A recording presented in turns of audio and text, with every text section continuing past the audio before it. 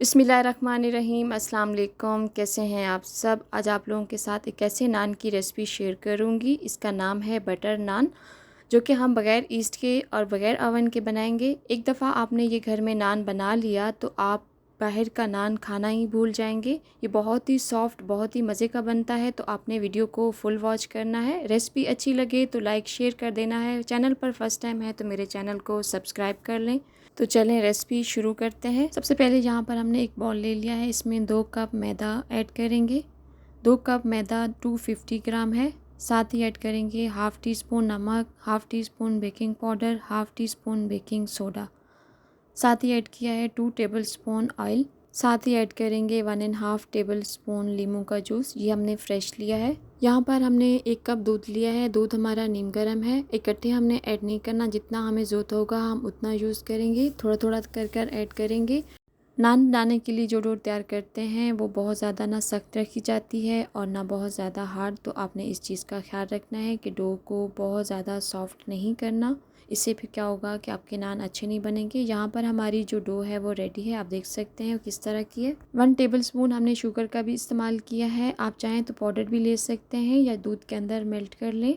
हल्का सा यहाँ पर हमने डस्ट कर दिया है। अब हम एक पेड़ा बना लेंगे। पेड़ा आपने एक नॉर्मल साइज़ का बनाना है, बहुत ज़्यादा बड़ा नहीं बनाना। एक नॉर्मल साइज़ का हमने पेड़ा तैयार कर लिया है। अब हम इसे बेल लेंगे और हम इसे रोटी की शेप में बेलेंगे।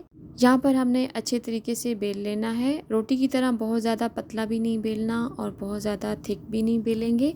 अच्छे तरीके से आप नान को बेल लें और इस स्टेप के ऊपर आप हरा धनिया भी ऊपर लगा सकते हैं। कलवंजी, तिल, जो चीज़ भी आपको पसंद हो आप वो चीज़ लगा सकते हो।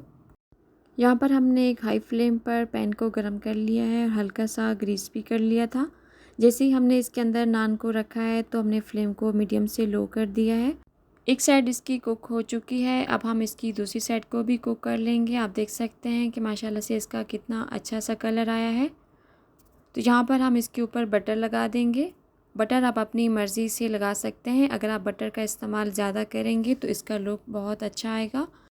जहाँ पर हमने बटर लगा लिया है अब इसके ऊपर हमने स्प्रेड कर दिया है हरा धनिया। 2 तरीके मैंने आप लोगों के साथ शेयर किए हैं। आप कुक करने से पहले भी लगा सकते हैं और बाद में जो चीज़ आपको पसंद हो आप वो लगा सकते हो। लास्ट में हम इसके ऊपर थोड़ी सी कटर मिर्च भी स्प्रेड कर देंगे। इससे हमारा टेस्ट भी अच्छा आएगा और हमारे बटर नान की लुक भी बहुत अच्छी आएगी। हल्का सा बटर हम ब्रश की मदद से और स्प्रेड कर देंगे। तो आप देख सकते हैं कि हमारा नान कितना मज़े का बनकर तैयार हुआ है। ये अब इसकी फ़ाइनल लुक आप देख सकते हैं। बहुत ही सॉफ्ट, बहुत ही मज़े का बनकर तैयार हुआ है। तो आपने भी इस रेसिपी को ज़रूर ट्राई करना है और कमेंट में ज़रूर बताना है कि आपको मेरी ये बटर नान की रेसिपी कैसी लगी है। बहुत शुक्रिया आप सबका मेरी रेसिपीज़ को पसंद करने का और उस पे इतने अच्छे अच्छे कमेंट करने का। तो इसी तरह आप मेरी रेसिपीज़ को पसंद करते रहें ताकि अच्छी अच्छी मज़ीद रेसिपी आप लोगों के साथ मैं शेयर करती रहूं। Thanks for watching. अल्लाह हाफिज़।